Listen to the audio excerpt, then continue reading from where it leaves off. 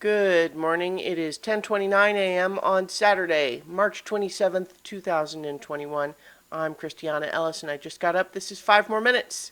Yes, I slept in. Yes, I needed it. Um, I actually went to bed relatively early last night too.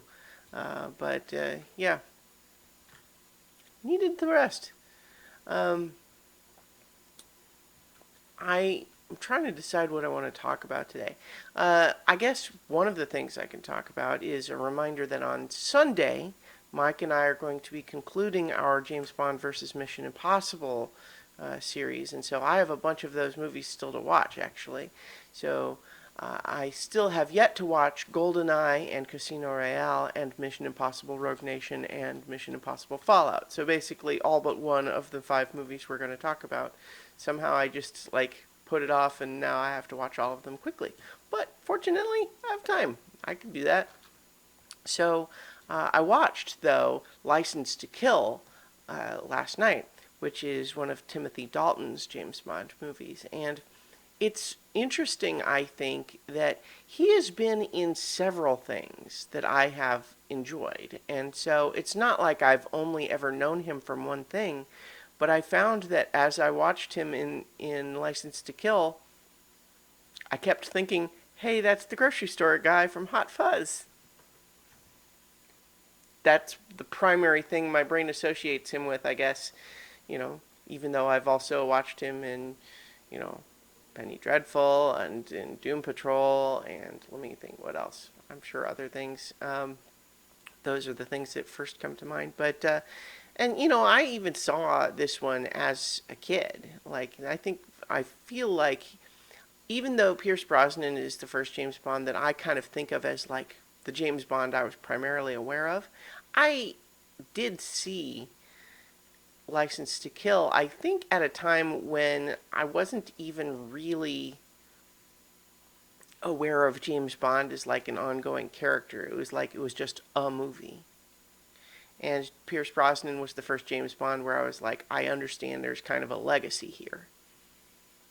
Yeah. Anyway, though, License to Kill.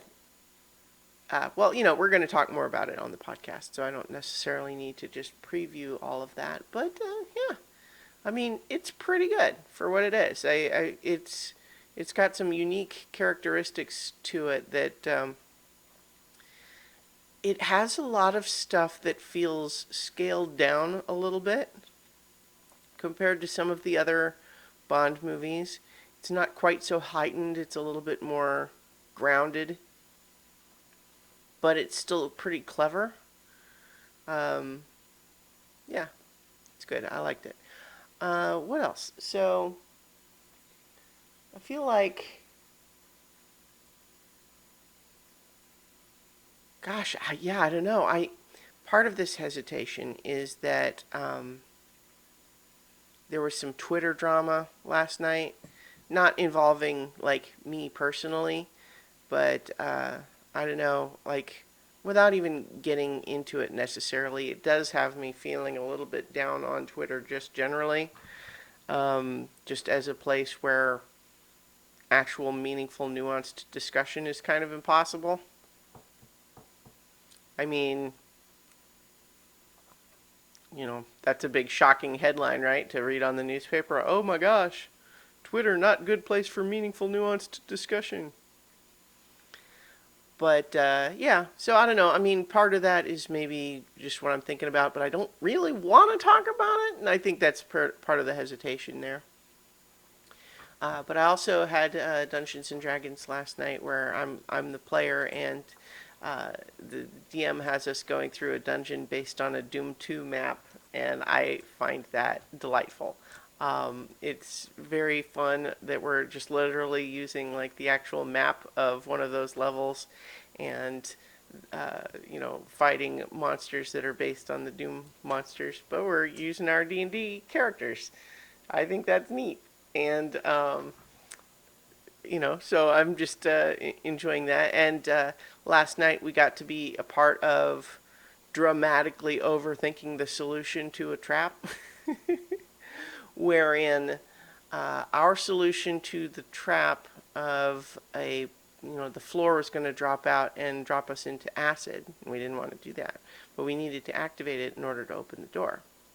And so our solution was to use a magic item that summons a giant horsefly that can be used as a mount to carry one person, and then two people standing on a tensor's floating disc spell, and then one person literally just balancing on the lip of the door.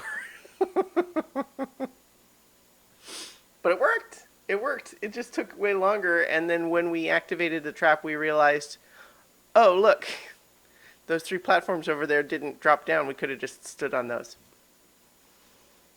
Yeah.